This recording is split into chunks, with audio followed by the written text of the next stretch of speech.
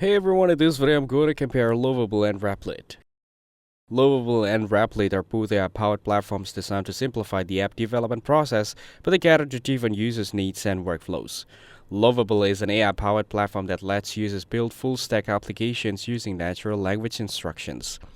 It is ideal for non-technical users, entrepreneurs, and small teams who want to prototype or launch projects quickly. The platform supports GitHub export and integrates with AI models like Cloud and GPT-4 for smarter development.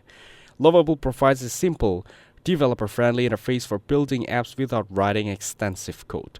Replit is an online IDE that supports over 50 programming languages and offers AI tools like Ghostwriter.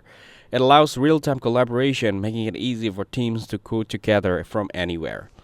Replit provides instant development and a mobile-friendly interface for quick testing and sharing. The platform is great for beginners, educators, and developers who want a versatile coding environment. Overall, Lovable is better for quick building apps without coding, while Replit is best for full coding flexibility and team collaboration.